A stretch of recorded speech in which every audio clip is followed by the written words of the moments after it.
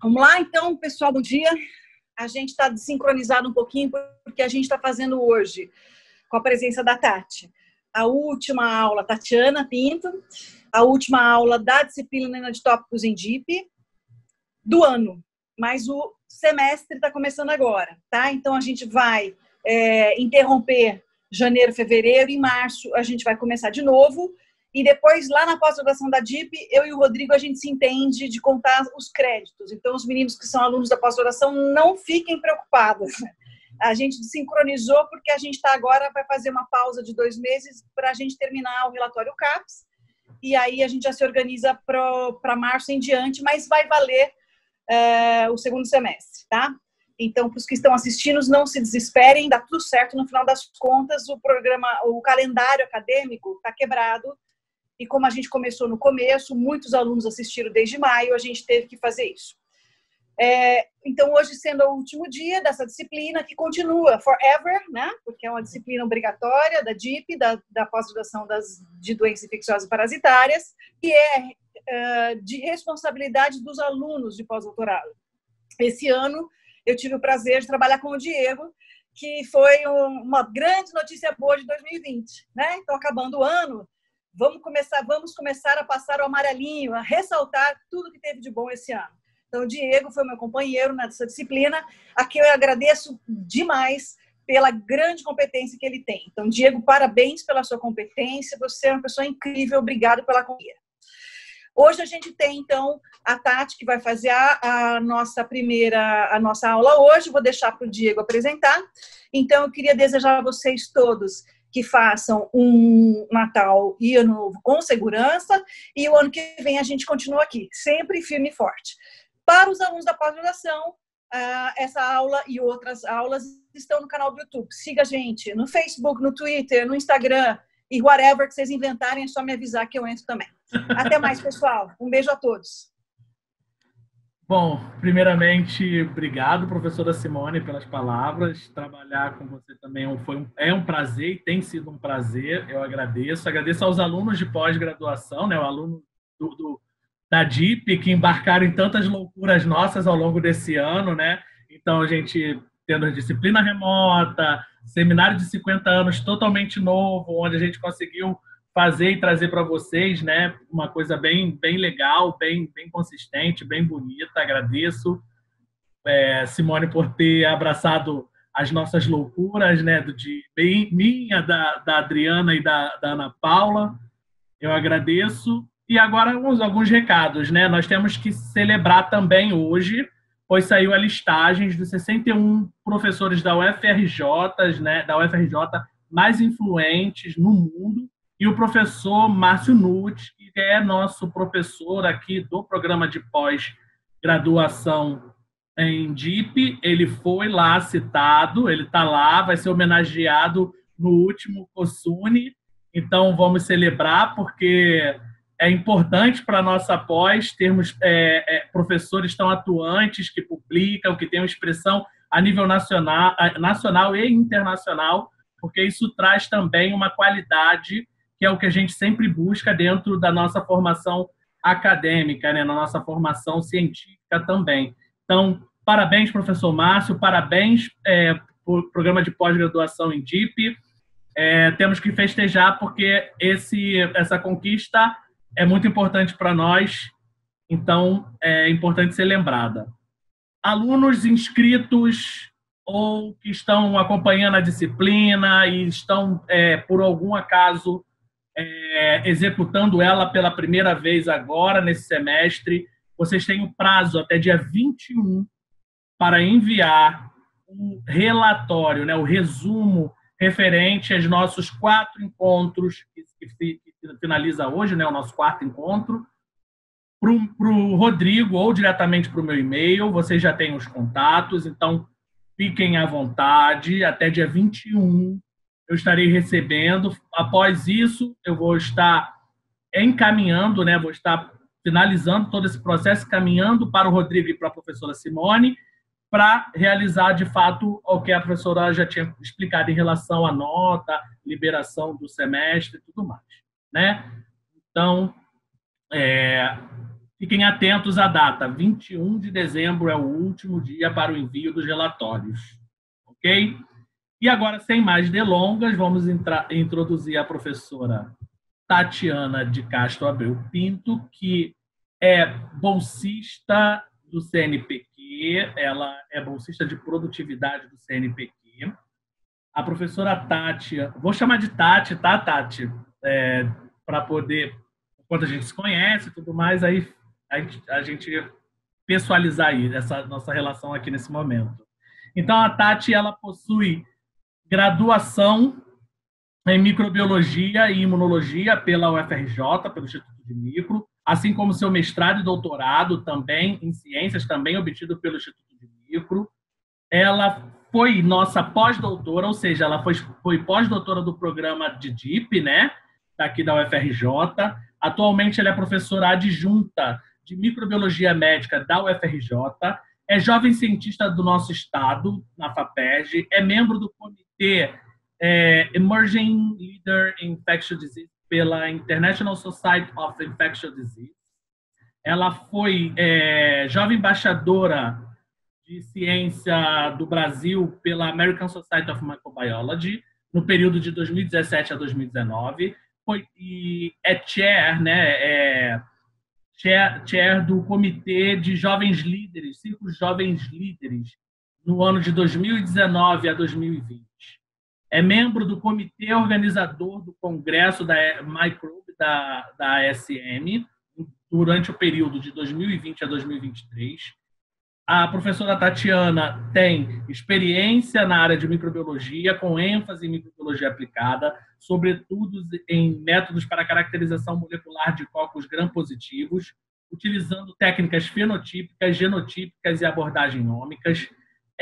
Desde 2017, também coordena iniciativas de popularização e divulgação científica, como projeto de extensão da SM, UFRJ, da International Student Chapter e projeto Divulga Micro. Atua principalmente nos seguintes temas: resistência a antimicrobianos, virulência e diversidade molecular de bactérias, diagnóstico e controle de infecções bacterianas materno-infantil, comunicação e divulgação científica, que é o tema com o qual ela vai nos agraciar hoje.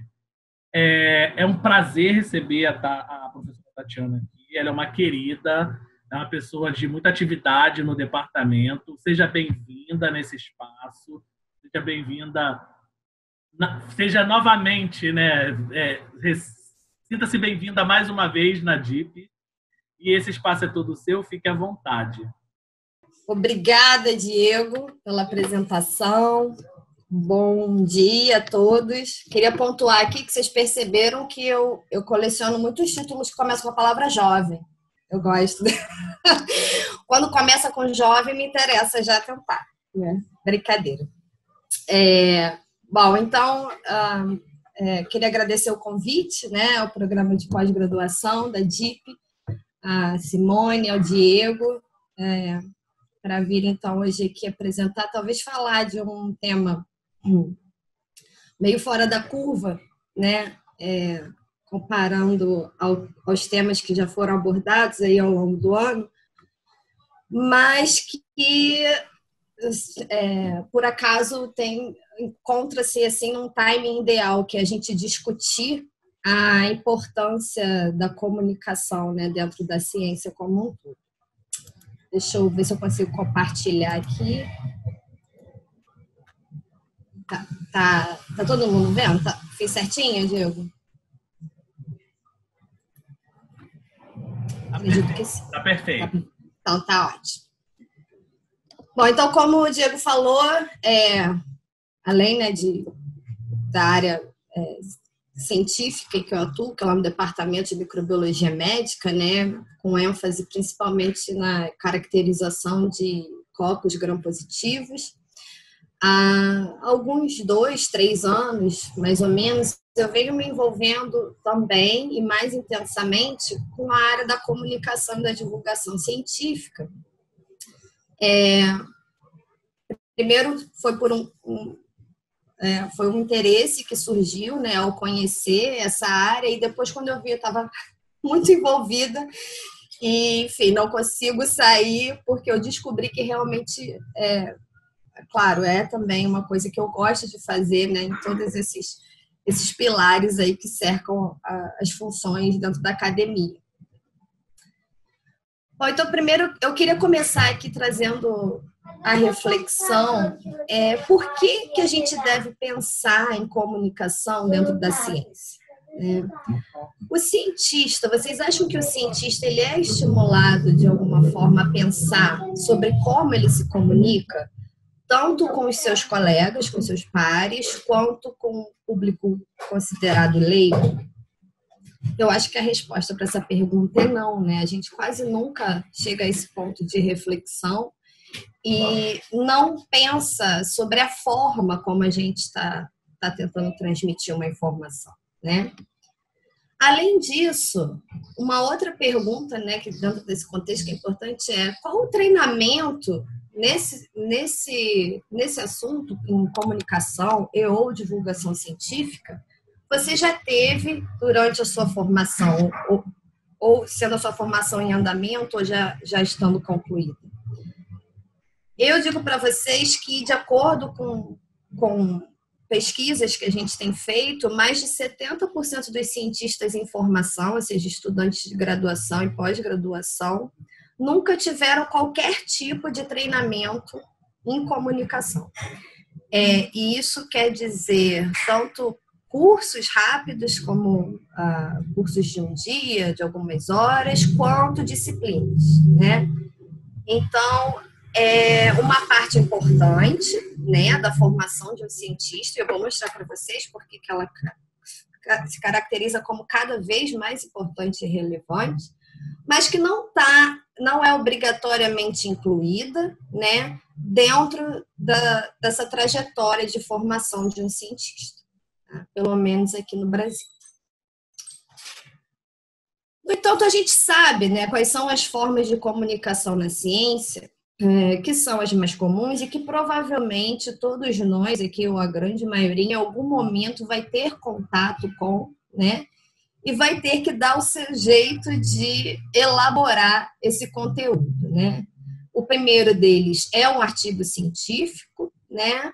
E um outro que também é muito comum é a comunicação em congressos, né, e eventos científicos em geral, pela forma de resumos, né, e pela apresentação de pôster. Muito provavelmente, um ou os dois já foram executados, né, por alguns de vocês, e quando chegou aquele momento, ou de escrever o artigo, ou de preparar o resumo para ser submetido para aquele evento, ou de preparar até mesmo o pôster, muito provavelmente vocês utilizaram a intuição, né? Ou a intuição, ou modelos já pré-existentes, né? Acaba que o laboratório, os grupos de pesquisa, né, possuem alguns modelos já prontos, você lê coisas do grupo e tal, mas assim, não há uma formação, não há um treinamento e acaba se tornando mesmo uma coisa muito mais intuitiva, né, na hora de executar. No entanto, apesar da gente não ter esse treinamento, da gente ter que se jogar e aprender ali na hora mesmo que tiver que fazer, o Brasil ele se destaca em número de publicações de artigos científicos na área de ciências e engenharias no panorama mundial. Isso aqui é uma lista de 2016, mas no relatório mais recente, né, da National Science Foundation, o Brasil se manteve mais ou menos no mesmo lugar do ranking, né, que é em torno ali do 12º lugar em número de publicações. Então, eu acho que mesmo sem o treinamento, a gente está fazendo alguma coisa certa, né? E eu acho que incluir, talvez, algum tipo de treinamento e comunicação, principalmente nessa questão específica aqui na produção de artigos científicos, tornaria o processo muito mais fácil, na verdade, para o aluno, né? Que para quem tem que aprender a executar. É claro que a gente acaba aprendendo com a experiência também, como tudo na vida, né? A prática vai, de alguma forma, levando o aprimoramento, né, daquela tarefa, você aprende com os acertos, os erros, mas aquela primeira vez é que ela pode ser bem traumática, né, porque não há qualquer base sobre como eu devo escrever, por onde eu começo, e o aluno ou o cientista em formação se depara com esse momento, né, de certa forma. Bom, mas aí a gente sabe que o artigo, mesmo que você nunca tenha escrito ainda um artigo científico, com certeza você já leu vários, né? E todos eles compartilham uma estrutura padrão, né? Então, a gente tem uma introdução, e isso vale, inclusive, também para os resumos e para os pôsteres apresentados em congressos, né? A gente tem uma estrutura padrão a ser seguida. Começa com uma introdução, né, a metodologia, os resultados e, por fim, a discussão e a conclusão. Nessa estrutura padrão aqui de comunicação, que a gente utiliza com muita frequência, né, na ciência, onde estariam, por exemplo, destacados o impacto, a importância e a relevância desse trabalho, né, nessa estrutura? É no final, né? É no final, quando a gente apresenta os resultados e principalmente a conclusão, né? Então, essa estrutura padrão da comunicação científica, que é aquela que a gente tem mais acesso e tem mais contato, né, durante a formação, ela apresenta, essa estrutura, né, ela se apresenta da seguinte forma. Primeiro, eu te introduzo por que é importante, né, o trabalho que eu fiz, o que eu estou fazendo. Depois eu digo como eu fiz. E, por último, eu te digo qual é a contribuição e a relevância dele, né, de acordo com os meus resultados. Hold that thought. Vamos guardar esta informação que eu vou apresentar para vocês mais tarde, como é diferente quando a gente fala de divulgação científica. Tá? Então, só que a comunicação científica, né, aqui no Brasil principalmente, a gente define diferente, né, quando a gente fala de comunicação científica e divulgação científica.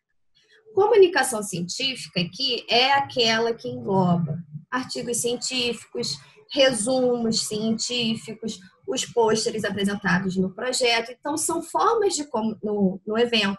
Então, são formas de comunicação em que há uma transmissão de informação entre especialistas, né? E aí, como são especialistas, eles já automaticamente possuem o quê? Um alto nível de conhecimento e de interesse naquele assunto, né? Então, essa estrutura, introdução, metodologia, resultado, discussão, conclusão, ela é natural para quem participa, né, dessa transmissão de informação. Só que quando a gente fala de divulgação científica, a gente está falando de transferência de informação entre quando há um lado especialista naquela informação e um outro lado leigo naquela informação. Então, a divulgação científica seria a transferência, então, de informação científica para o público leigo. Tá? Nesse caso, a transmissão de informação, eu tenho certeza que vocês vão concordar comigo, ela não vai ser eficiente se a gente utilizar artigos científicos, né? Muito provavelmente, a grande maioria das pessoas vai ler um artigo e provavelmente não vai conseguir claramente entender qual é, pelo menos, a importância daquele estudo, né? O que aquilo está acrescentando. Da mesma forma, os outros modelos de comunicação científica tradicionais, né, como um resumo, um pôster, elas são de interpretação mais difícil por parte do público leigo, né? Então, as formas que são mais eficientes de divulgação científica, ou seja, de você transmitir uma informação para o público leigo, é utilizar uma outra estrutura de narrativa, tá? E aí, essa estrutura de narrativa, ela é mais parecida, na verdade, com uma conversa, né? Ela não apresenta, primeiro, por que eu preciso estudar isso, ou por que você precisa saber disso. Segundo, como eu fiz para estudar esse item específico. E só por último, que contribuição e que relevância o meu trabalho apresenta nesse assunto. A forma da divulgação científica ela desconstrói esse pensamento, porque ela faz com que a gente, de alguma forma, tente engajar, né, o espectador, o seu interlocutor, alternando essa ordem, né? Se eu começo a falar com alguém que não é da área de ciência, ou não é da minha área específica de ciência, né? Com detalhes muito técnicos e específicos, que é mais ou menos o que a gente usa, por exemplo, na introdução de um artigo, fica difícil você prender a atenção, né? Então, na verdade, nessa estrutura de divulgação, de transmissão de informação na divulgação científica, a gente tem que colocar o impacto, a importância e a relevância no início da informação. Tá? Então, seria mais ou menos, fazendo um paralelo, seria mais ou menos como você começar um artigo falando dos seus resultados e da sua conclusão. Depois, colocar a introdução e, por último, falar da metodologia. Em termos de divulgação científica, toda essa parte técnica, né, que é geralmente esses detalhes de metodologia, elas não são tão importantes, elas continuam sendo importantes, mas não são tão importantes quanto, por exemplo, se a gente estiver falando de um artigo científico, em que a sua metodologia tem que ser, por exemplo, muito bem compreendida para poder ser reproduzida. Tá? Um exemplo que eu geralmente dou aqui para mostrar a diferença de como a gente tem que transmitir informação quando a gente fala de comunicação científica e divulgação científica, e como o nosso cérebro não consegue fazer esse switch entre as duas coisas, uma vez que a gente é cientista. Por exemplo, numa conversa normal, como que você daria notícia se você estivesse grávida? Você chegar para a pessoa e falar...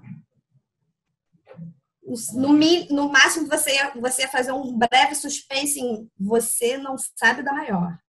Mas a notícia seria, eu estou grávida, certo?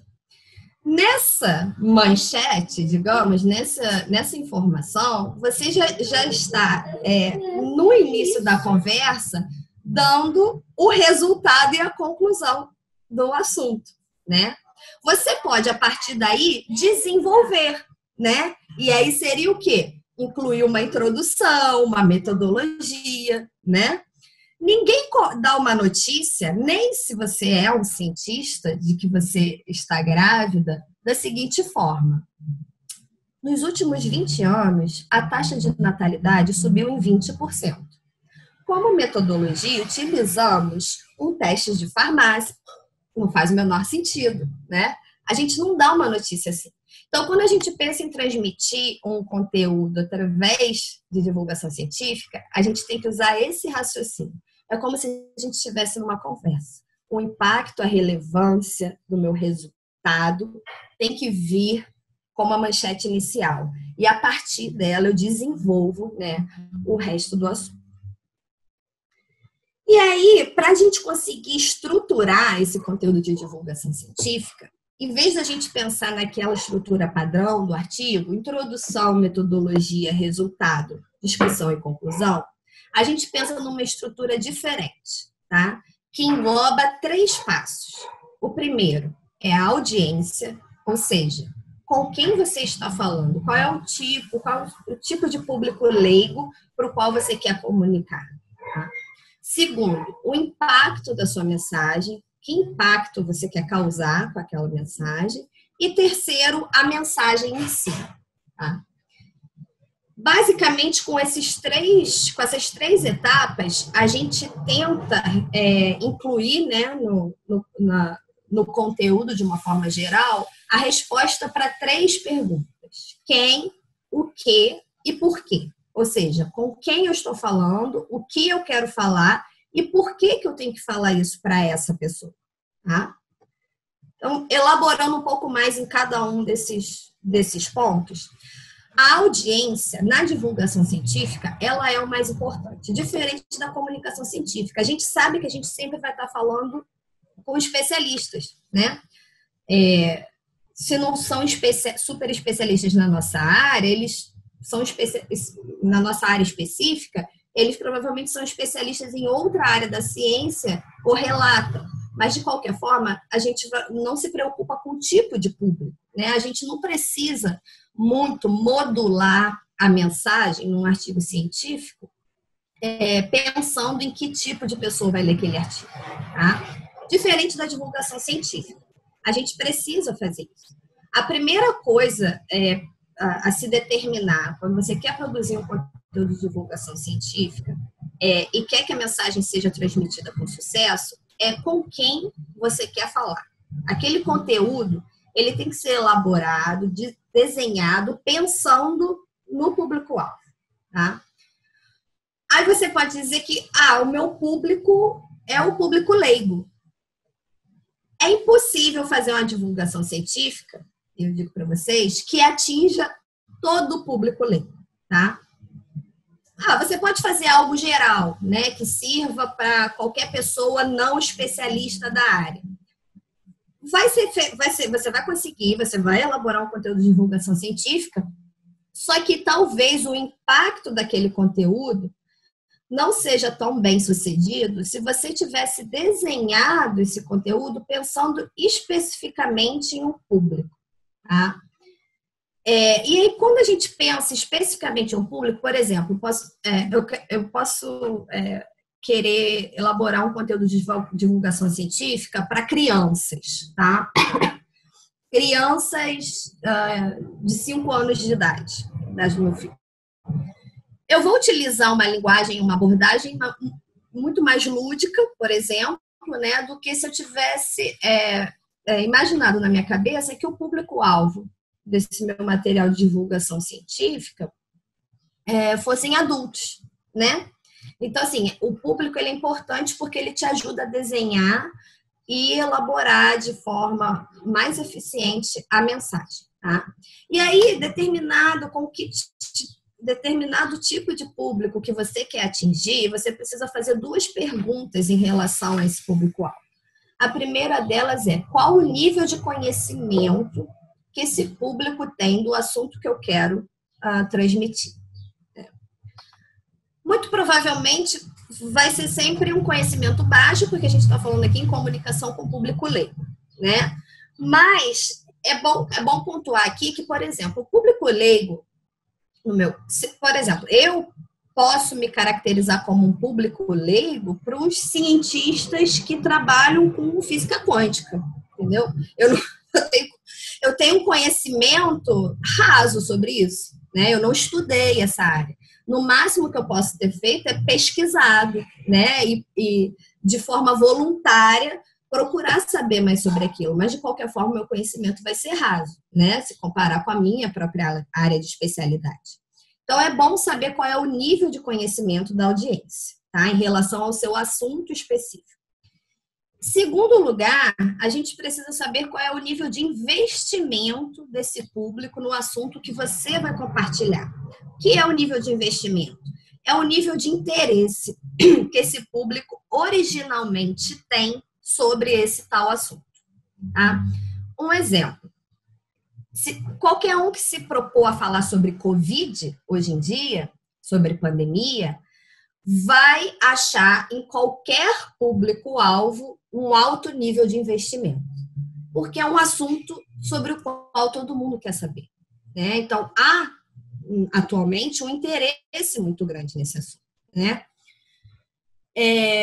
Um outro exemplo, se eu vou falar sobre vacinação infantil e o meu público-alvo são mães, há um alto nível de interesse desse público, né? Para ouvir sobre esse assunto. Então, o nível de interesse ou investimento também é algo que a gente precisa saber, porque, claro, quanto maior o interesse, maior a probabilidade do meu público se manter engajado na minha mensagem e estar aberto, né, para a mensagem que eu quero passar. Agora, quando eu tenho um público-alvo, que tem naturalmente um nível de investimento e de interesse considerado médio, baixo, eu tenho que me esforçar muito mais para tornar aquela mensagem interessante e garantir o engajamento do público durante todo o tempo. Segundo ponto, então, uma vez determinada a audiência, né, o público-alvo, é determinar o impacto. Em divulgação científica, o impacto é diferente. O impacto é algo específico, possível e mensurável. Ou seja, o impacto que a sua mensagem de divulgação científica, seja tipo de conteúdo que for, oral, escrito, enfim, tem que causar um impacto que seja específico, que seja possível e que você consiga mensurar, ou seja, avaliar se ele aconteceu ou não, o seu impacto, tá? E aí aqui eu dou um exemplo para vocês de como seria um impacto específico, possível e mensurável. Vamos supor que eu queira, então, elaborar aqui um conteúdo de divulgação científica e o meu objetivo é, eu quero que o público saiba mais sobre microbiologia. Vocês acham que isso está específico? Não, né? Porque o público, quem é? Não determinei minha audiência. E microbiologia, o quê? Né? A microbiologia, ela é muito ampla, né? Então, o que dentro da microbiologia, que tipo de mensagem eu quero passar? Tá? Além de serem dois objetos aí muito amplos, tanto o público quanto a microbiologia, né? Vocês acham que esse é um objetivo possível de ser alcançado? Será que, por mais que eu me esforce, vocês acham que em algum momento eu vou fazer com que o público, seja ele qual for, ou todo o público leigo, saiba mais sobre microbiologia? Provavelmente não, né? Então, esse não é um impacto possível. E ele também não é mensurável, porque a gente não tem como saber se todo o público sabe tudo sobre microbiologia. Diferente, por exemplo, se eu começo a desenhar o meu conteúdo de divulgação científica com o seguinte impacto em mente. Eu quero que as mães do meu bairro saibam mais sobre as consequências de não vacinar seus filhos. Isso está bem específico, né? A minha audiência, quem é? As mães do meu bairro. E o que eu quero, que mensagem eu quero transmitir sobre a importância de se vacinar as crianças, né? É algo possível, né? Eu consigo ter um certo controle sobre, eu consigo até ter um certo poder de conseguir atingir todas as mães do meu bairro, né? E sendo uma mensagem específica, torna muito mais possível com que eu consiga transmiti-la de forma bem-sucedida, né? E certamente é mensurável, porque eu vou conseguir ver se esse impacto, se isso causou ou não algum impacto, né? É no meu bairro, eu vou saber se elas entenderam ou não a importância de vacinar seus filhos, tá? É claro que não precisa ser no seu bairro, tá, gente? Para poder... O impacto, ele pode ser possível, específico e mensurável, transpondo as barreiras geográficas de bairro e de cidade. Enfim, isso aqui é só um exemplo para vocês entenderem a diferença, tá? E por último, então, tendo estabelecido qual era o meu público-alvo, que impacto eu quero causar, aí sim eu elaboro a mensagem. Então, vocês veem que é uma desconstrução total daquele pensamento de como escrever um artigo científico, né, por exemplo. Aí, para estruturar a mensagem, a gente utiliza, na verdade, primeira coisa eu acho que é óbvia, né, para todo mundo, que é na divulgação científica, e eu acho que eu comentei aqui também, a gente tem que manter o mínimo de detalhes técnicos possível, assim. Detalhes técnicos, principalmente envolvendo metodologia, principalmente envolvendo jargões que a gente utiliza na ciência, isso tudo preferencialmente é deixado de fora. Então, a primeira coisa que você tem que fazer ao estruturar uma mensagem de divulgação científica é modular a linguagem, né? Então, é utilizar uma linguagem livre de jargões, livre de termos técnicos, né, e o mais simples possível. Então, num gráfico aqui, né, em que a gente tem nesse eixo aqui o nível de profundidade técnica da mensagem, né, e no outro, o nível de relevância da mensagem, a gente encontra nesse extremo aqui o especialista, ou seja, o cara que é especialista na área do assunto que você está comunicando, ele entende a relevância do assunto. Você não precisa perder tempo explicando aí isso, né? Ele vai estar interessado aqui nos detalhes técnicos, né? Na metodologia, em como você realizou aqueles experimentos. Diferente, por exemplo, da sua mãe, né? Ela vai estar muito mais interessada em saber qual é a relevância e a contribuição do seu projeto, por exemplo, para o mundo, do que saber o protocolo de PCR ou de ELISA que você faz no laboratório, né? Então, seguindo esse gráfico, a gente divide a estruturação, né, desse conteúdo num modelo que a gente chama de modelo da estrutura em taças, tá? Então, se vocês imaginarem uma taça, que no caso aqui é uma taça de vinho, né? Pode ser de água também. O bojozinho aqui da taça é a parte que corresponde à contextualização do seu trabalho. Ou seja, esse momento em que você explica a relevância, por que é importante estudar isso, né? Qual a contribuição. O pé da taça seriam, então, os detalhes técnicos, tá? O corpo aqui, né, da taça, e o pé seriam as implicações.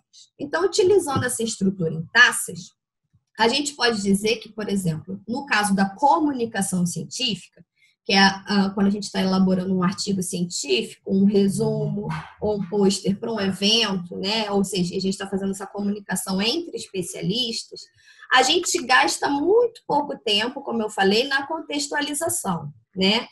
A maior parte da conversa ou do texto, ela, na verdade, é dedicada aos detalhes técnicos, né? E aí, nesse caso, então, da comunicação científica, a gente usa a taça de Martini, tá? Já na divulgação científica, o indicado é a gente utilizar uma taça de conhaque, né? Em que a gente tem, então, uma parte muito maior dedicada à contextualização, né? Ou seja, informar por que é importante, por que é relevante, e muito pouco tempo oferecendo detalhes técnicos. Porque é geralmente nessa hora em que a gente torna a coisa muito técnica que a gente perde o engajamento e a atenção do espectador quando a gente está falando de divulgação científica, tá? E além dessa forma de estruturar, né, a linguagem em si, existem várias formas de você tentar aprimorar ou garantir o engajamento, né, do público enquanto você passa aquela mensagem de divulgação científica. Uma das mais conhecidas é a estrutura que a gente chama de storytelling, que, enfim, tem esse nome porque é algo utilizado na área de comunicação mesmo, né, para quem, enfim, é da área de comunicação e não de ciências, mas nada mais é do que a contação de história, né? A contação de histórias, ela é uma prática muito antiga, né, na humanidade, né? E não só por ser algo bem difundido, né, entre os seres humanos, é provado já que essa forma de contar a história, que tem o storytelling tem um esquema que sempre se repete, que eu vou falar para vocês qual é, ela é muito eficiente em manter a atenção do espectador ou do interlocutor, né? E aí essa forma, essa estrutura de storytelling, ela sempre vai se basear no seguinte preceito: alguém quer muito algo, mas tem um problema para conseguir, né? Então, geralmente a gente tem um herói, né, que tem um objetivo, mas para ele atingir esse objetivo há um obstáculo, tá? Vocês podem perceber que isso basicamente é o roteiro de todos os filmes da Marvel, né? de todas as comédias românticas, ou quase todas, né, lançadas até hoje. Então, o storytelling é uma estrutura de muito sucesso em manter engajamento e atenção. E é claro que a gente não precisa que, quando a gente transpõe isso para a ciência, vocês podem ficar pensando, mas quem vai ser meu herói? Que objetivo ele vai ter? É claro que isso aqui é para dar uma ideia de como você estrutura a mensagem na hora, né, de transmiti-la, né? O herói, se a gente estiver falando de ciência, pode ser desde você, que é o pesquisador, até o micro-organismo que você estuda, se você for microbiologista, ou a técnica que você está desenvolvendo, ou a proteína que você está isolando e caracterizando. Então, assim, podem ser 1000 coisas variadas, tá? Assim como o obstáculo e o objetivo. Outra forma também de manter o engajamento é utilizar uma outra técnica que também é muito utilizada no jornalismo, tá? Que é a estrutura da pirâmide invertida, que é, como eu falei para vocês, mais ou menos o que a gente já pratica no dia a dia nas conversas que a gente tem, né? Quando a gente está conversando, a comunicação face a face, ela é meio já parecida com a divulgação científica, tá? Nessa estrutura da pirâmide invertida, o que a gente faz? A gente inicia a mensagem com as informações mais relevantes, tá? Então, a primeira, a introduçãozinha da mensagem que eu vou passar já traz quem, o que, onde, quando, porquê e como. A partir dessa informação que é a mais relevante, você pesca e fisga a atenção da pessoa, né? Aí a pessoa pode se interessar, a partir daí, por detalhes mais específicos, né? E aí você pode dar, então, um contexto explicativo, dados que são importantes, mas não eram essenciais para o entendimento, né? E se a atenção e o engajamento continuar, você pode ir complementando, tá? Se vocês pararem para pensar, não sei se o pessoal lê jornal aqui, não sei nem se ainda existe jornal, existe isso na vida das pessoas. Essa estrutura da pirâmide invertida é a estrutura que eles utilizam para qualquer matéria, né? A gente tem uma manchete principal, que é o título lá da matéria, que é o início da pirâmide aqui, que é o lead. E se vocês pararem para perceber a partir de agora, percebam que em todo o título da matéria você já consegue determinar quem, o que, onde, quando, porquê e como. Ou seja, leu o título da matéria, você entendeu o contexto, tá? Tanto é que tem muita gente que só faz isso, só lê o título da matéria e não lê o resto. É muito comum, inclusive. A partir desse lead, né, que já tem todas essas informações, se a gente continua falando de jornalismo, né, de jornal, a gente geralmente encontra uma linha fina, né? Que é aquele, como se fosse um subtítulo. Vem aquela manchete principal, aí embaixo da manchete principal sempre tem uma frasezinha, que geralmente é numa fonte menor, sabe? Essa é a linha fina. Geralmente dá mais algum contexto, aquela mensagem complementa de alguma forma aquela mensagem inicial que está na manchete, mas não é essencial para o entendimento da manchete em si. Tá? E dá para fazer isso também com conteúdo de ciência, né? Se a gente quiser, por exemplo, elaborar uma mensagem para fins de divulgação científica. Mas o que eu queria trazer para vocês aqui agora é por que é importante. Eu perguntei lá no primeiro slide, né? Por que é importante a gente pensar em comunicação na ciência? Só que, mais especificamente, por que é importante cada vez mais a gente falar e divulgar ciência? É claro que, de uma forma assim óbvia, a gente já vê na divulgação científica uma forma, por exemplo, de aprimorar ou incrementar a valorização da ciência, né? Não só pelo público, mas também pelos tomadores de decisão, ou seja, a gente melhorar investimentos, né, na ciência. Mas eu acho que hoje em dia, principalmente, a divulgação científica, ela tem um papel muito importante também na alfabetização científica da população, né? É impressionante, assim, como essa pandemia trouxe, né, coisas que a gente não... Bom, a gente, não sei, mas eu não esperava, de uma forma geral, que é a porcentagem, o número de pessoas que tendem a ir para o lado do negacionismo científico, né? Coisas que estão tão bem estabelecidas, né? Enfim, estão sendo questionadas, né, agora. Então, enfim, a divulgação científica, ela tem esse papel importante de ajudar a incrementar essa parte da valorização e do investimento na ciência, até mesmo da compartilhação, do compartilhamento, porque eu acho que o objetivo final da ciência vai ser compartilhar, né? Provavelmente através de um artigo científico, né? Só que a gente sabe que a informação, quanto mais compartilhada, mais útil ela é, né? Então, você, óbvio, vai talvez publicar um artigo científico sobre o seu projeto, a sua tese, enfim, mas seria legal também, além daquele artigo científico, essa informação que você considera útil para a sociedade como um todo, também atingisse a própria sociedade, né? Bom, mas além desse objetivo, a divulgação científica, eu acho que hoje em dia se torna também cada vez mais importante para tentar pelo menos, reverter, né, esse quadro que é cada vez mais crescente, né, de negacionistas científicos.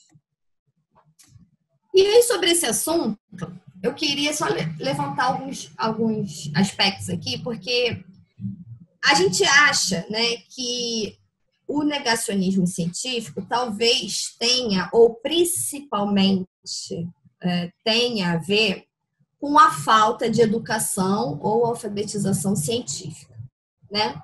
É verdade. Só que o negacionismo ele não é unifatorial, ele não é causado por um só fator, né? E, inclusive, em alguns locais onde a alfabetização e educação científica não são um problema, como, por exemplo, países desenvolvidos, existem outros fatores que estão associados, né?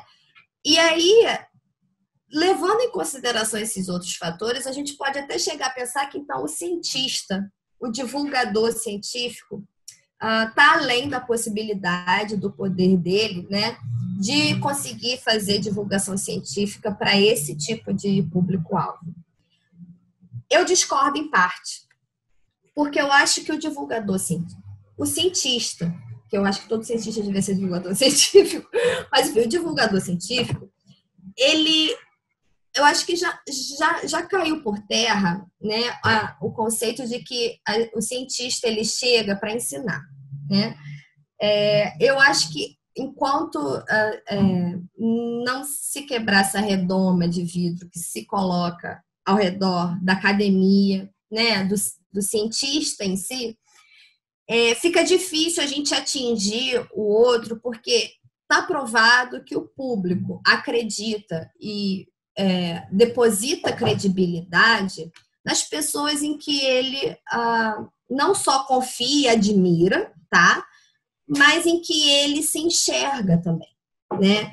Então, eu acho que todo esse movimento de humanização do cientista, né?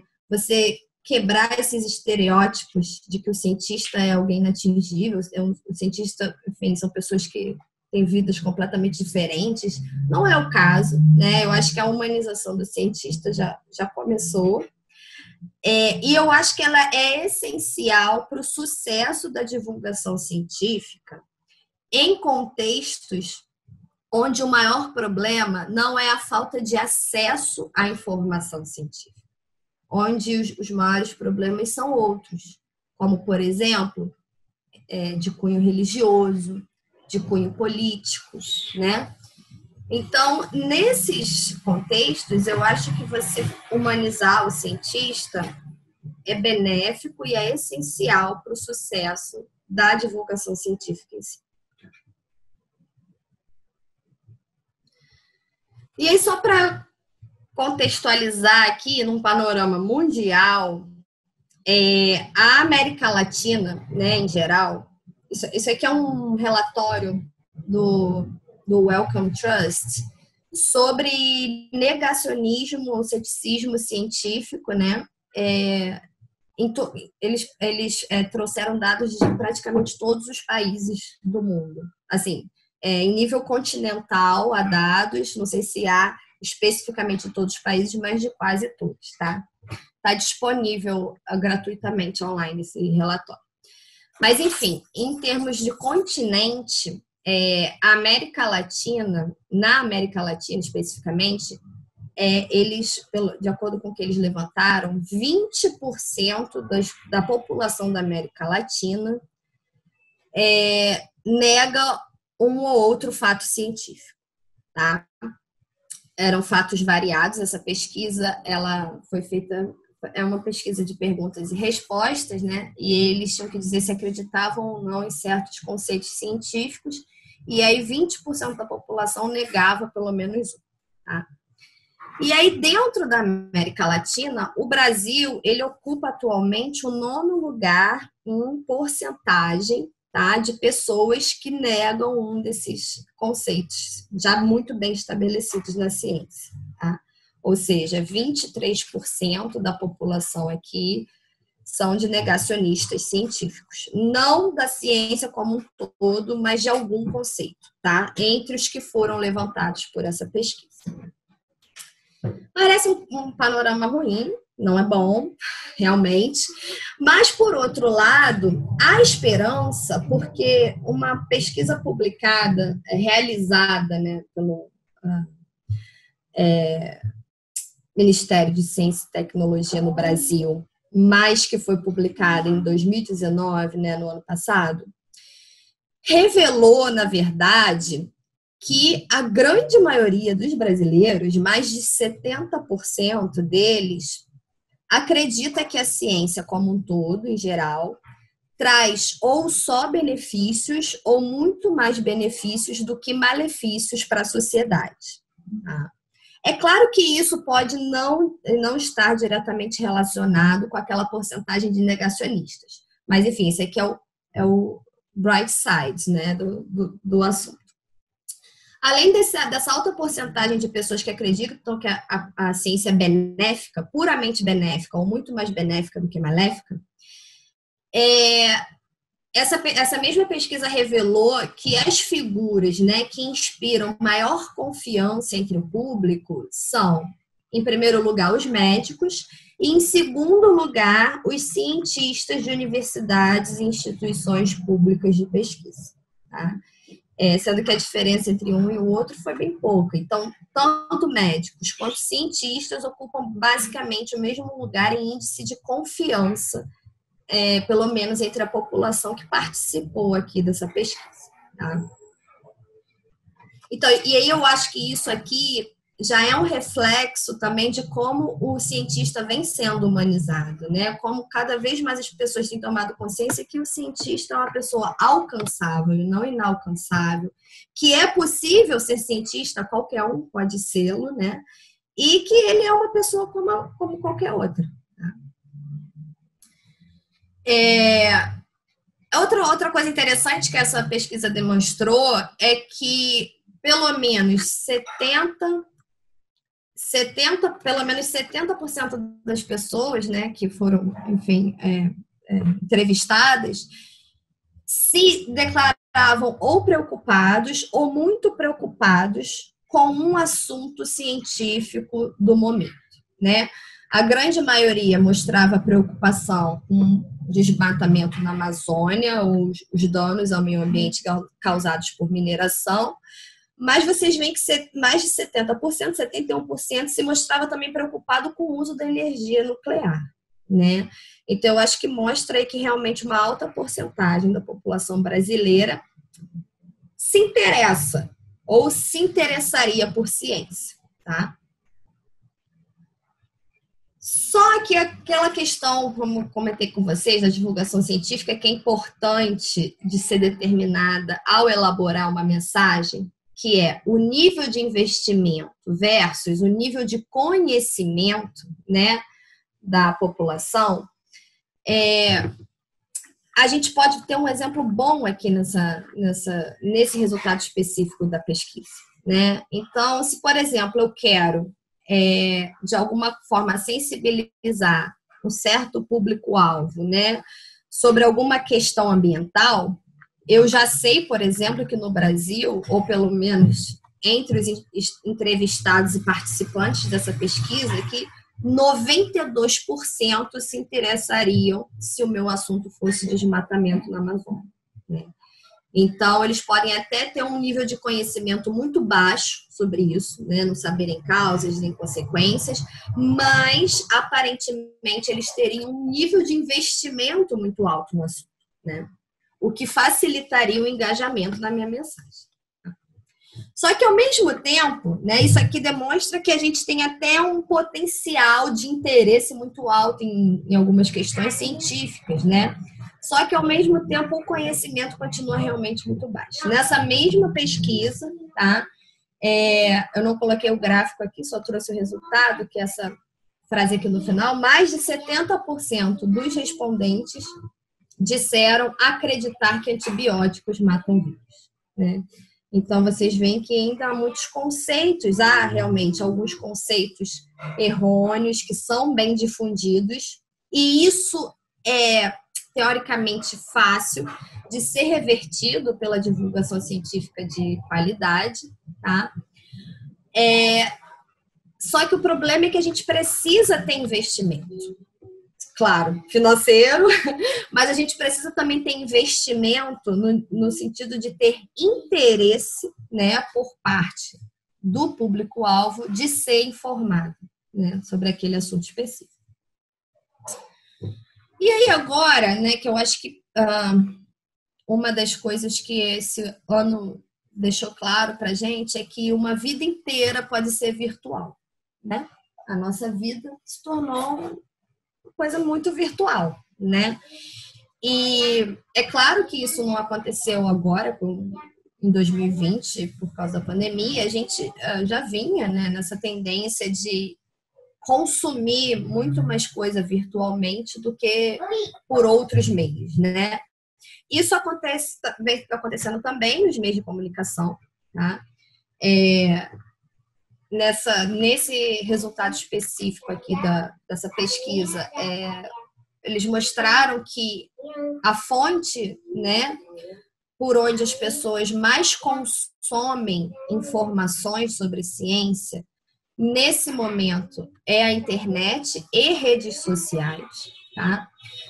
Os programas de TV continuam ainda com uma relevância, tá? Mas a internet e as redes sociais, isso em 2019, eu arrisco dizer que agora em 2020 isso aumentou ainda mais, tá? Continuam, a internet e as redes sociais representam, na verdade, hoje em dia, o local onde as pessoas mais buscam informações sobre ciência. Qual a implicância disso, né? Qual a consequência desse dado? Isso quer dizer, então, que o cientista ele tem que estar lá, né? O divulgador científico, ele cada vez mais tem que se fazer presente na internet e nas redes sociais, né?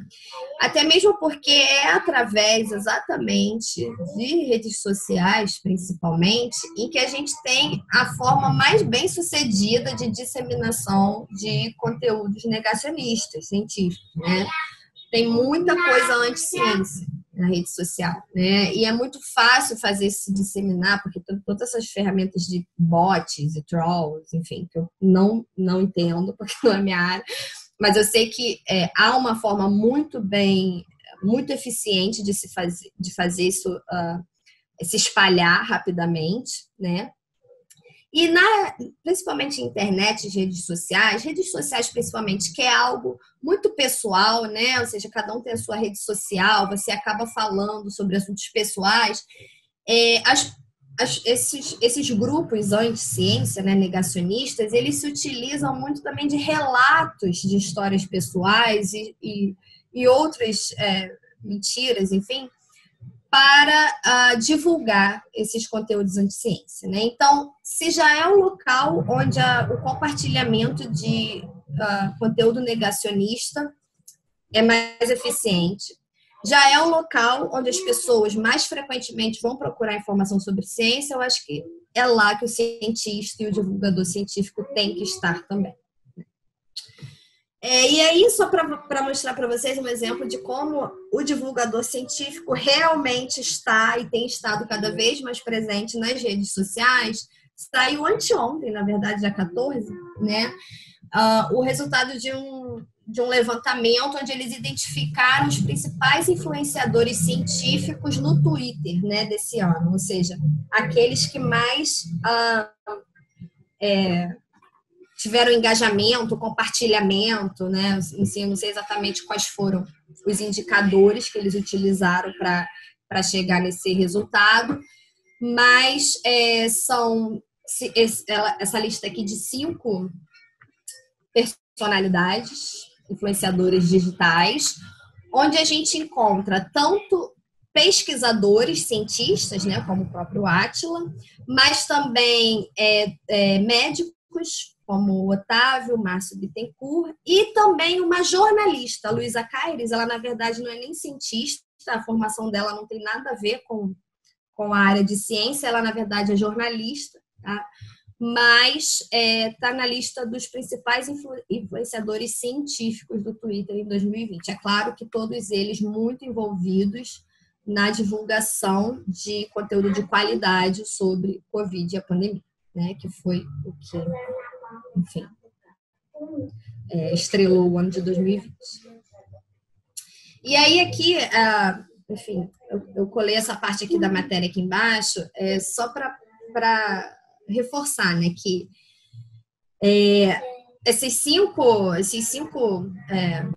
essa lista de 5 nomes, né, todos eles representam vozes que foram influentes sobre em relação às informações sobre Covid, e eles usam a rede com o objetivo claro de divulgação científica. Então, eles não usam a rede de forma pessoal, né? É quase que um uso profissional, digamos assim, em que o canal e o nome deles, porque o perfil deles leva o nome deles, né? Mas é associado a um conteúdo cujo objetivo é exclusivo de divulgação científica, tá? Mas existem muitos locais, eu comentei com vocês lá no início da apresentação, que a gente não tem treinamento de forma obrigatória e compulsória para o cientista em formação em relação à comunicação, né? Mas existem muitas iniciativas nesse sentido, tá? Acontecendo no Brasil.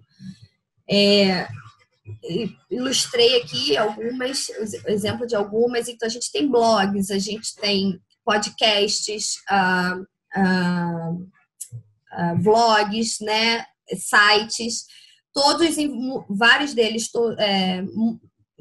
envolvendo inclusive pessoas, professores ou discentes lá do Instituto de Microbiologia também, como por exemplo o Microbiano, né, mas todos com o objetivo de divulgação científica, tá? E além disso, para quem se interessar, porque eu acho que se tem uma coisa também que vem ficando cada vez mais clara, é que talvez a divulgação científica ela passe, né? Ela tem um upgrade aí, né? E deixe de ser somente um hobby ou algo que o cientista faz nas horas vagas, para ser de fato, talvez, quem sabe, no futuro próximo, uma profissão, né? Então pode ser que o cara se forme como cientista para no final virar um divulgador científico, tá? E existem alguns cursos já que formam esse tipo de especialista, né? Lá na Unicamp, por exemplo, tem o LabJOR, que ele oferece um curso de pós-graduação, Lato Sensu, em jornalismo científico. A Fiocruz oferece um mestrado em divulgação da ciência, tecnologia e saúde, né? E além dessas 2 formações, né, que são em nível de pós-graduação, a gente tem também vários outros cursos, tá, que são oferecidos tanto pela própria Fiocruz, de forma online, e também numa outra plataforma aqui que é chamada Coursera, que muitos de vocês devem conhecer, inclusive, que ela oferece, na verdade, cursos de 1000 assuntos diferentes, né, incluindo jornalismo, comunicação e divulgação científica. E aí, aproveitar, então, esses últimos minutos para fazer meu próprio jabá. Porque, enfim, eu contei para vocês que me interessei pela divulgação científica, alguns anos atrás, né? Fiz uma aventura inicial da qual eu nunca mais consegui sair. E hoje em dia, então, eu tenho esse projeto de divulgação científica que se chama Divulga Micro, tá? Onde além da participação da minha pessoa, né, assim, é também fundamental a participação das outras duas integrantes, que é a doutora Laura Maria Oliveira, que é atualmente pós-doc lá no Instituto de Microbiologia, e a doutora Maria Letícia Bonatelli, que é atualmente pós-doc na Exalc, né, lá em Piracicaba. Esse projeto foi criado em 2018, nós já nos conhecíamos, compartilhávamos o interesse por divulgação científica, mas a gente não tinha. A Maria Letícia até tinha experiência já, porque ela inclusive fez aquela pós-graduação em jornalismo científico da Unicamp, mas eu e Laura não, a gente se reuniu e resolveu iniciar algo nesse sentido, tá? E aí a gente criou esse projeto chamado Divulga Micro, tá? Que tem, na verdade, quando ele foi criado, né, lá em 2018, ele tinha a intenção de ter duas diferentes abordagens, uma abordagem online e uma abordagem presencial. A gente manteve essa estrutura até começar a pandemia, né? 2020 acabou com a nossa abordagem presencial e a gente manteve só a abordagem online mesmo. Mas, enfim, essa abordagem online então, o objetivo era fazer divulgação científica em microbiologia, tá? Então, a gente criou um site, que é o divulgamicro.com.br. A gente tem perfis em todas as principais redes sociais, Facebook, Twitter e Instagram, né? É só vocês procurarem por @divulgamicro. E na abordagem presencial, a gente oferecia cursos, tá? Que a gente... são oficinas, em inglês chamados de workshops, tá? Que duravam um dia inteiro e que a gente, a cada ano, oferecia pelo menos 5, sendo que pelo menos uma em cada macro-região do Brasil, né? Então, essas oficinas eram sempre oferecidas em universidades públicas, tá? A gente entrava em contato com um professor envolvido, né, com a área de ciências, de repente já era até um conhecido, um amigo, ou com o coordenador de algum programa de pós-graduação, estabelecia parceria e ia lá, ficava um dia inteiro na universidade dando essa oficina sobre comunicação e divulgação científica. A gente fez esses workshops em 2018 e 2019 nesse modelo, né? A gente foi pelo menos uma vez em cada uma das macro-regiões, então a gente esteve no Norte, no Nordeste, no Centro-Oeste, Sudeste e Sul em 2018 e depois em 2019 de novo, mas em 2020 a gente não pôde fazer isso, né? Por conta da Covid. E aí no nosso site tem vários recursos, tá? Vocês, enfim, não vou perder tempo aqui mostrando, depois se vocês tiverem interesse podem entrar e olhar. Eu queria destacar só duas coisas aqui que são interessantes, que a gente oferece lá no site de forma gratuita. A primeira são mais atividades lúdicas, tá? Cujo objetivo é ensinar alguns conceitos dentro da área de ciências, mais especificamente de microbiologia, tá? Envolvendo microbiologia, que foram desenhadas a princípio para crianças. Então, assim, quando essa atividade foi desenhada, o público-alvo que a gente tinha em mente eram crianças. Só que a gente descobriu depois que elas também fazem sucesso com adultos, tá? Então, na verdade, se tornou uma plataforma que você pode utilizar independente da idade do público-alvo, tá? Bom, então são atividades que, por exemplo, ensinam sobre sistema imune, que são esses patógenos e defesas humanas. Tá tudo em inglês aqui, porque a gente tem uma versão do site que é em inglês, tá? Mas o site também tem em português. A gente tem uma atividade que tenta transmitir o conceito de seleção natural. São todas atividades lúdicas. Isso quer dizer que são brincadeiras, envolvem, por exemplo, algum tipo de jogo de perguntas e respostas. Essa de patógenos e nossas defesas envolve um baralho, né? Então, assim, nenhuma delas envolve risco biológico. Não há nenhum experimento envolvido para você mostrar o fenômeno ou o conceito de alguma coisa. São atividades lúdicas, brincadeiras, tá? Porque, enfim, inicialmente eram para ser executadas com crianças, tá? Mas adultos adoram. A gente geralmente ensina também para professores na Semana de Microbiologia e Imunologia, que é um evento que a gente tem lá no Instituto anualmente. Existe um curso para professores do ensino médio e fundamental e a gente ensina eles como executar essas atividades em sala de aula, para que eles possam reproduzir com as crianças que são os seus respectivos alunos. Tá?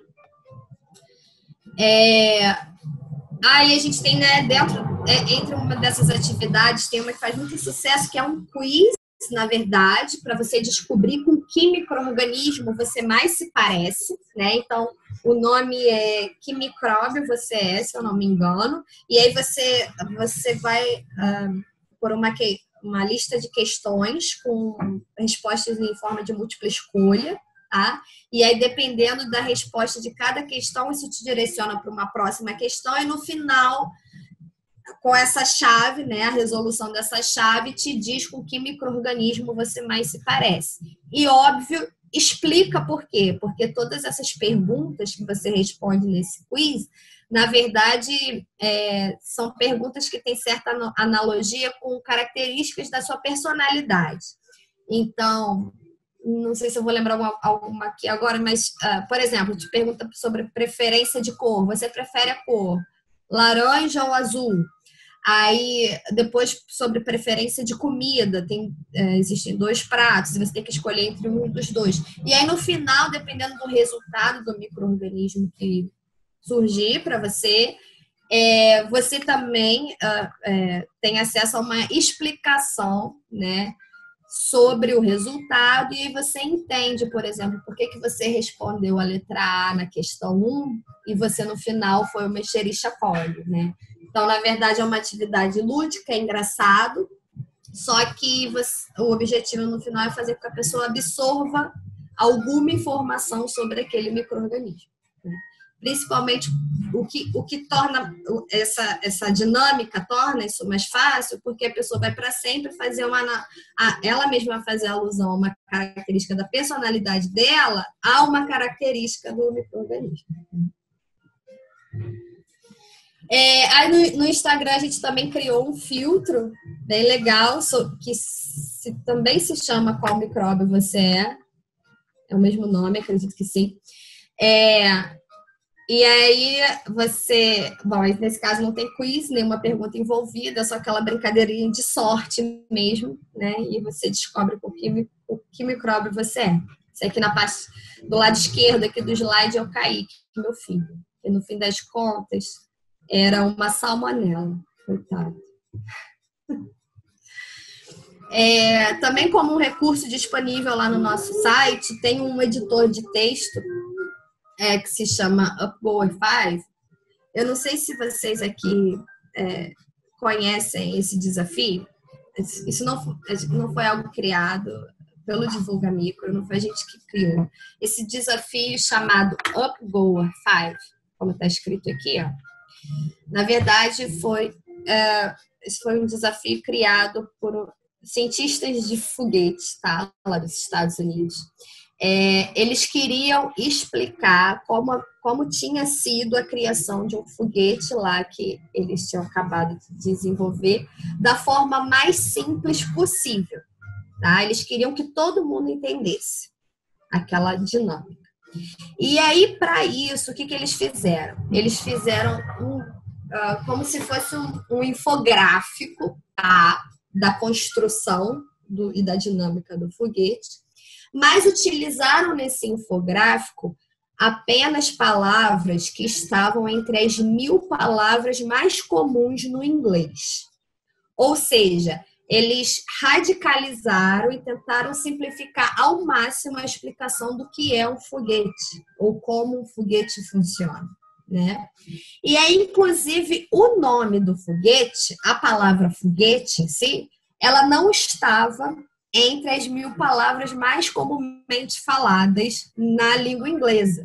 E aí eles tiveram que substituir, inclusive, a palavra foguete. E aí, para isso, utilizaram, então, upgoer, que, se a gente traduzisse para português, seria algo que vai para cima, né?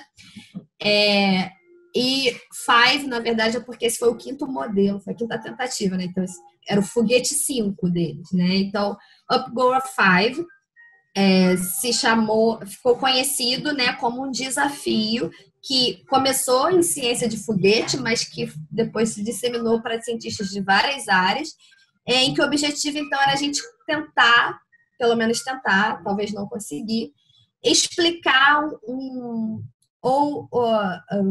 a nossa área de estudo ou um conceito científico usando somente as 1000 palavras mais comuns no nosso idioma, né? Isso começou com o inglês, ficou muito famoso entre microbiologistas internacionais no Congresso Nacional, no Congresso Anual da Sociedade Americana de Microbiologia, por exemplo, tem uma sessão só dedicada a fazer os cientistas tentarem explicar alguns conceitos utilizando as 1000 palavras mais comuns. Mas aí depois veio uma versão também em espanhol e a gente fez uma versão em inglês, tá? Na verdade, existe um editor, tá, online, em que ele tem esse layout, tá, que tá aqui no slide, e aí dentro dessa caixa aqui você vai digitando as palavras e ele te diz se a palavra está ou não entre as 1000 palavras mais comuns no idioma tal, entendeu?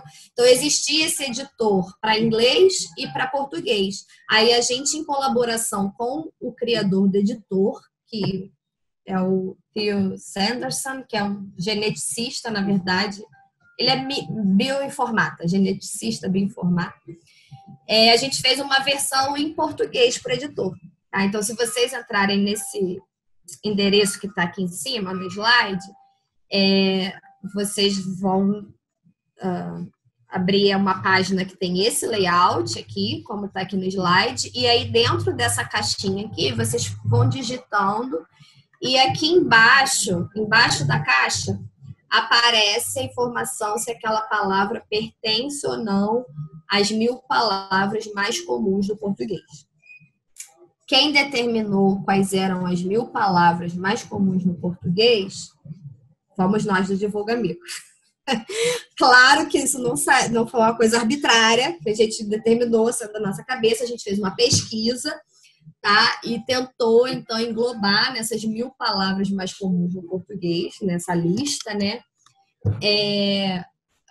Áreas independentes, ou seja, 1000 palavras mais, porque você tem as 1000 palavras mais comuns na ciência, 1000 palavras mais comuns no esporte. Então a gente tentou fazer uma lista que mesclasse, assim, que fosse independente de área, tá? Mas enfim, se alguma palavra não está lá entre as 1000 mais comuns, a culpa é nossa. E por fim, só queria falar rapidamente para vocês dos workshops. Já passei muito tempo, né, Diego? Então, a gente conseguiu oferecer os workshops em 2018 e 2019, como eu falei. Como esses workshops, essas oficinas envolvem envolvem uma movimentação de pessoas e coisas, né? Primeiro que nós temos que ir até esses lugares, até essas universidades. A gente leva várias coisas que são utilizadas, porque como é um workshop, uma oficina, é um curso muito interativo, né? Não é a gente usa muito essa metodologia de ensino ativo. Então, assim, os participantes da oficina, eles estão constantemente executando atividades e colocando em prática o que a gente vai mostrando ao longo do curso, né? Então, são necessários recursos e tem toda a nossa movimentação a esses locais. Então, essa parte do projeto ela desde 2018 é financiada pela Sociedade Americana de Microbiologia, tá? Que é quem paga nossas viagens, enfim, diárias e todos esses recursos necessários para o oferecimento dessas oficinas.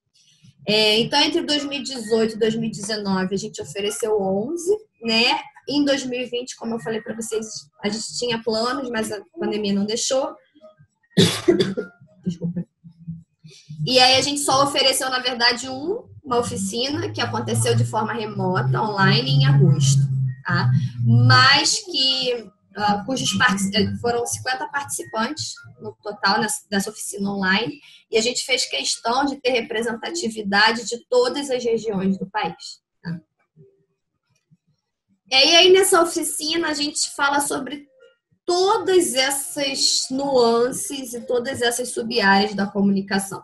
Desde dicas e como escrever um artigo científico, como facilitar, pelo menos, a escrita de um artigo científico, passando pela elaboração de pôster, algumas dicas para apresentação oral, por exemplo, né? Até chegar na parte da divulgação científica também. Tá? E em todas essas sub-áreas aqui, os participantes das nossas oficinas, eles executam e praticam, né? Cada uma dessas habilidades aqui, para a gente ter certeza que no final do dia, para muitos, na verdade, essa oficina é o primeiro contato com qualquer conteúdo sobre comunicação científica que eles têm, né? Então, a gente quer ter certeza que no final da oficina, eles vão sair de lá mais seguros, pelo menos, para executar, de fato, uma dessas tarefas aqui. Então, a gente faz com que eles pratiquem lá durante a oficina também. Aí, algumas fotos, né, dos nossos workshops. Além de universidades, a gente também ofereceu esse curso no Congresso Brasileiro de Microbiologia, também no Congresso Brasileiro de Virologia, apesar de não ter foto aqui. A gente deu uma palestra sobre essa oficina, né, e sobre o projeto como um todo, Divulgar Micro, num congresso internacional da SM, que é a SMQ, que é um congresso voltado para a área de educação em microbiologia e biologia. Tá?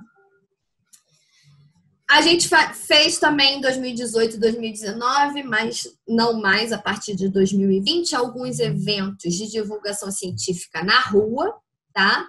Um exemplo legal foi a gente conseguiu trazer uma réplica de uma exposição chamada Outbreak, Epidemics in a Connected World. É uma exposição que, na verdade, eu acho que ainda está em cartaz. Acho que ainda sim, não tenho certeza. No Museu de História Natural Smithsonian, tá? Lá em Washington, eles fizeram toda uma exposição para relembrar os 100 anos, né, da gripe de 1918, em 2018. E essa exposição, então, trazia não só as histórias das grandes epidemias da história da humanidade, como também trazia, por exemplo, tentava ensinar alguns conceitos como quando deve se utilizar antibióticos, como se proteger, né, da transmissão, então lavar as mãos, a importância da vacinação. E aí a gente fez uma réplica dessa exposição. É claro que não dava para fazer uma exposição com estrutura que tem lá no Smithsonian, né? Na praia de Copacabana. Na verdade, era lá no Leme, lá no finalzinho, perto da Pedra do Leme. A gente ficou 3 meses lá, todo final de semana, com esses cartazes aqui, falando sobre surtos e epidemias para as pessoas que estavam indo à praia. Bem legal. A gente tem algumas publicações sobre o projeto também, mostrando que a divulgação científica pode levar à comunicação científica. Olha que legal, né? Você pode ter publicação sobre as suas ações de divulgação científica também, tá? E a gente também fez no ano passado, mas não repetimos em 2020, o concurso de arte em Agar, tá? Que também é um concurso que anualmente a Sociedade Americana de Microbiologia promove, e aí a gente promoveu uma edição específica aqui no Brasil. Eles promovem de forma internacional, a gente fez uma edição brasileira. E, enfim, gente, o que eu tinha eu dei uma corrida agora no final, que eu me assustei, acho que eu tô 1h30 falando, não sei, não calculei muito bem, mas o que eu tinha para falar era isso, mas, enfim, estou disposta aqui a responder qualquer pergunta, e eu não sei se a gente está em cima da hora de encerrar ou não, eu deixo o meu contato aqui, eu também estou disponível, enfim, por e-mail. Estou sempre disponível nessa pandemia. Estou sempre disponível nessa pandemia. Se vocês precisarem de qualquer coisa, podem entrar em contato comigo. Tá bom? Obrigada. Tati, obrigado. Temos alguns comentários aqui, né? Posso tirar a tela? Já tirei. Ah, você já tirou? Obrigada. Então, assim, vamos seguir aqui com a parte das perguntas, dos comentários. Quem quiser enviar mais perguntas, fiquem à vontade. Então, temos o seguinte comentário da Jaque, né? Eu acho que é a Jaqueline. Eu não tenho certeza. Jaqueline Moraes? Eu acho que não tenho certeza. A mãe do João? Entendi. Não só pesquisadores e cientistas estão despreparados para a comunicação. Os profissionais de saúde, em geral, não possuem um preparo. A maioria de nós fazemos de uma forma instintiva. Então, o que você comenta sobre a informação, o acesso da informação e a divulgação por parte dessa equipe que está na frente, atendendo hoje com o Covid, como, por exemplo, né, temos ali agora informações sobre vacina, cuidados básicos, medidas de prevenção. Como a informação é passada e chega? Como isso é possível, né? Então, você vê primeiro que naquela lista dos 5 maiores influenciadores científicos do Twitter, 2 eram médicos, né? Então, eu acho que, assim, realmente não precisa ser um pesquisador, não precisa estar na academia para ser um pré-requisito para você fazer divulgação científica, né? O que eu acho, a minha opinião, né? Não sei se ela vai, em algum momento, seja no futuro próximo ou não, ser colocada em prática. Eu acho que tinha que ter um aspecto de comunicação na formação base, na formação do cientista, que eu digo qualquer um na área de ciências. Então, assim, não precisa chegar num nível de pós-graduação. Eu acho que qualquer graduação devia envolver em algum momento, pelo menos, nem que fosse um primeiro contato com esses aspectos da comunicação. Porque em algum momento a comunicação vai ser essencial. Não importa se você vai querer fazer ou não divulgação científica mais tarde, você vai precisar se comunicar de alguma forma depois. Vejam o que aconteceu esse ano, né? Vejam a dificuldade até mesmo dos profissionais de saúde de se fazerem claros com o público. Então, assim, eu acho que a comunicação é importante. E eu acho que uma saída para isso seria... É claro que tem gente que tem o talento, né? Tem gente que já nasce com talento, com potencial, e que somente a vontade de fazer já é o suficiente para colocar em prática e colocar em prática de forma eficiente, né? Mas eu acho que, assim, pelo menos um primeiro contato com esses aspectos da comunicação, pelo menos para inspirar e mostrar o quanto a comunicação é importante, isso devia estar já nessa formação, entendeu? Superior, eu acho, da área de ciências em geral. Eu acho que a formação continuada, né, dentro dos hospitais e dentro das unidades de saúde, ela é importante para poder até consolidar essa informação que chega, né? Eu acho que essa atividade é muito importante dentro das unidades de saúde. A Jaque também volta a dizer que gostou muito do termo alfabetização. Marisa que lhe parabeniza, né, pela apresentação e pelo todo esse processo sobre aprendizado de divulgação científica. Temos aqui a Ana Paula, excelente palestra. Observo que temos dificuldades em passar a informação para a população leiga, pois estamos mais acostumados à parte técnica científica. acha que seria interessante, já na pós-graduação, iniciar esse preparo com os alunos, assim como ocorre com preparação de artigos científicos, trabalhos científicos? Sem dúvida, a minha opinião é que isso tinha que fazer parte do currículo, obrigatório. De alguma forma, a tendência está se construindo para esse lado, né? Lá no programa de pós-graduação em microbiologia, por exemplo, no Instituto de Microbiologia, a partir do ano que vem vai ser obrigatório você incluir nas teses e dissertações um resumo leigo.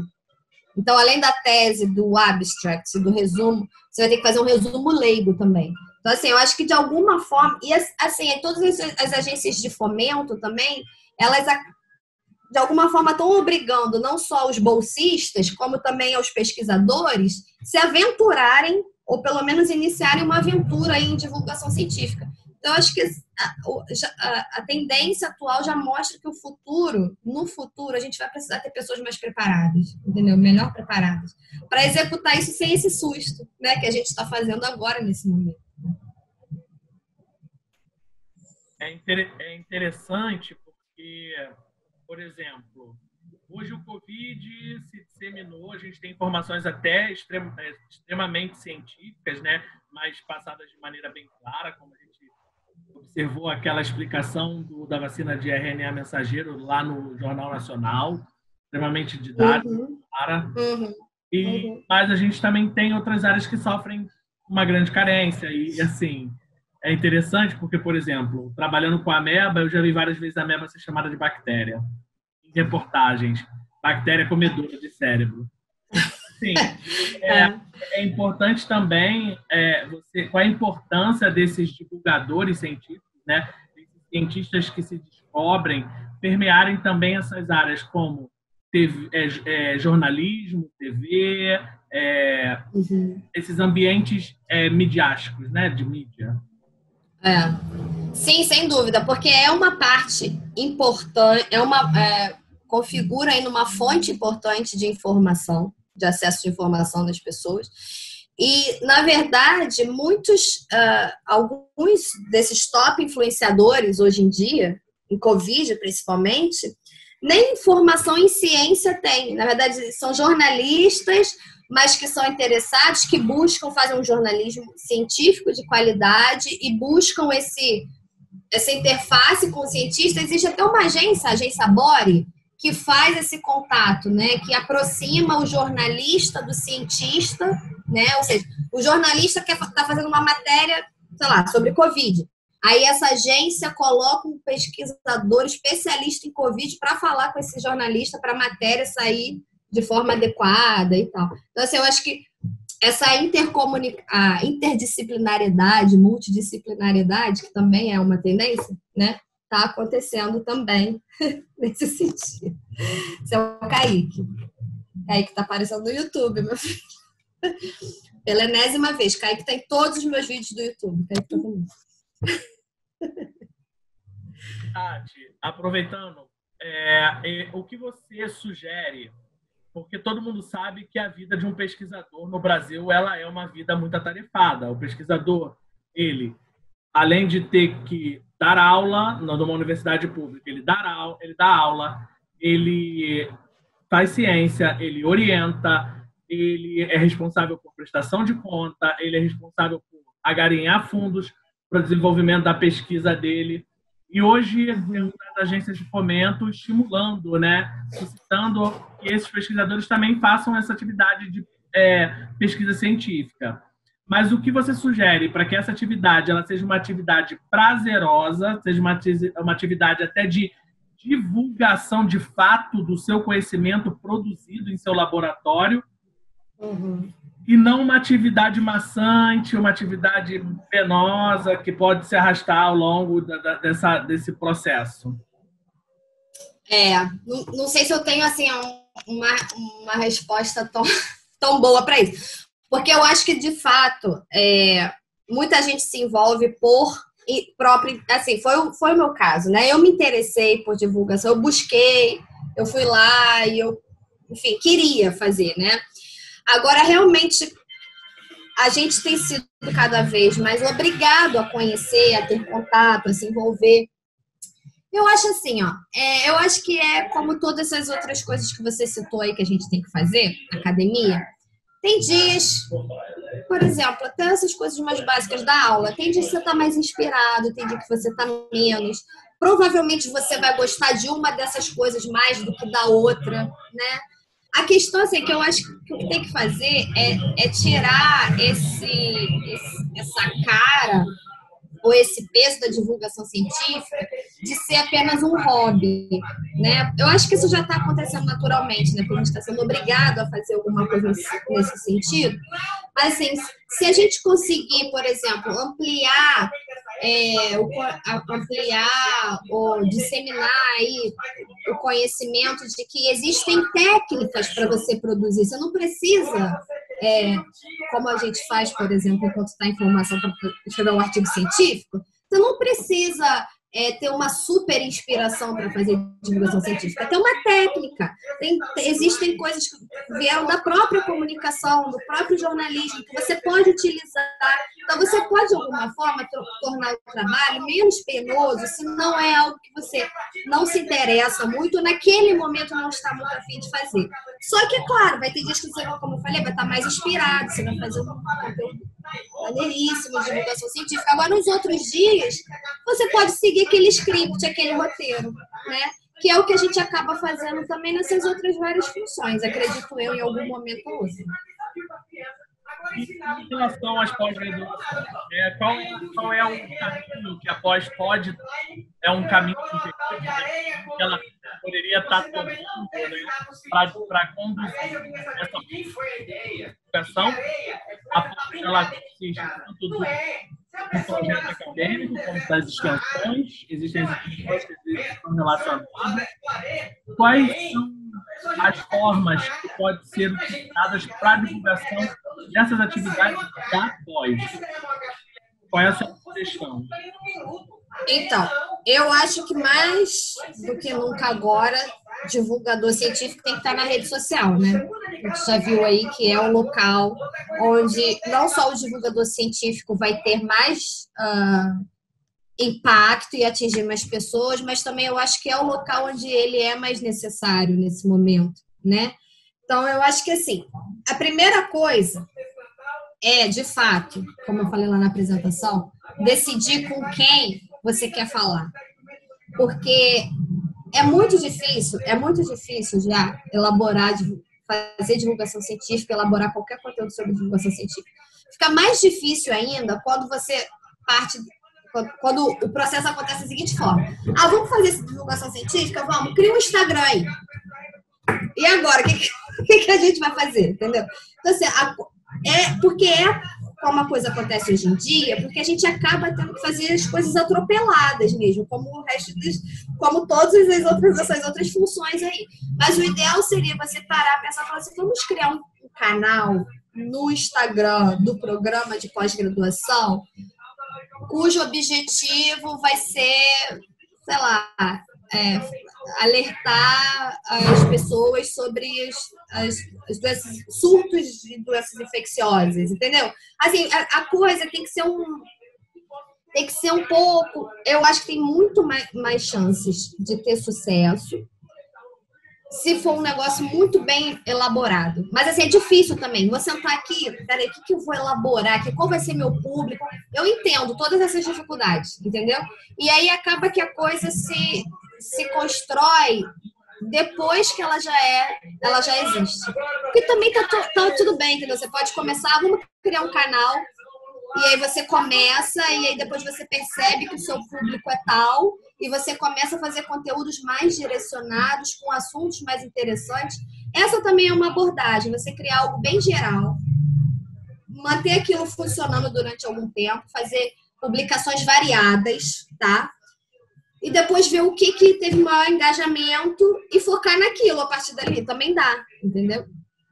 Também dá para fazer assim. Eu acho que assim é até mais fácil hoje em dia, porque é difícil você pensar nesses detalhes todos, entendeu? Antes de começar. Ainda mais quando você não tem experiência nenhuma, é difícil. Tati, tinha muitas perguntas, daria para a gente trocar mais, mas a gente avançou muito no tempo, eu agora me assustei. Muito, né? Entendi 42. Então, eu agradeço imensamente, agradeço a ti por ter participado, agradeço a todos que participaram conosco, né? Nós vamos estar parados, talvez a Simone caia para trás, mas não, o YouTube não vai parar, né? Nosso canal do YouTube não vai parar, nós vamos ter algumas atividades que vamos estar lançando para vocês durante esse nosso recesso da disciplina, mas a gente precisa. O canal, agradeço muito a vocês, nós crescemos o canal tem exatamente 5 meses.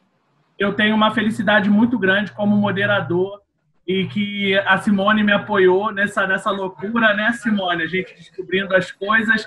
A gente teve um crescimento de 527%, ou seja, nós iniciamos com 80 inscritos e hoje temos 427 inscritos em apenas 5 meses. Então, assim, eu agradeço muito a todos vocês, todos os alunos, todo mundo que divulgou, todo mundo que deu esse apoio. Nosso evento, e graças a Deus, totalizamos, somados 3 dias do Seminário Internacional de 50 anos, nós temos ao todo 6.000 visualizações. É muito gratificante esse trabalho, que deu trabalho, mas que foi um retorno e uma adesão muito incrível. Então, eu agradeço Simone por esse ano maravilhoso, que a gente fez muita coisa mesmo de longe, né? E eu só tenho a agradecer. Obrigado, Tati. Obrigado a todos vocês da Voz, alunos, e colaboradores e amigos. Simone? Gente, só queria chamar a atenção, né? Olha que coisa bacana, né? Para que serve a ciência, né? A ciência serve para tudo, né? Para tudo que a gente faz no nosso dia a dia. E a Tatiana mostrou que até para divulgar a ciência precisa de ciência, né? Então, é extraordinário, Tatiana, o seu trabalho, me encanta demais. E a gente tem uma matéria agora com a Tatiana no nosso programa de pós-graduação. Para os alunos da pós-graduação, a gente ainda vai conversar um pouco melhor entre nós para ver como é que isso fica mais forte. Na medicina, já estendi também para os outros coordenadores, ficou todo mundo com inveja da gente, tá? Então, um grande abraço a todos. Mais uma vez, obrigada, Tati, por estar aqui com a gente. E até mais, pessoal. Segurança e saúde, hein? Festas com segurança. Obrigada. Boas festas para todos. Obrigada, Diego. Simone, beijo. Tchau, beijo.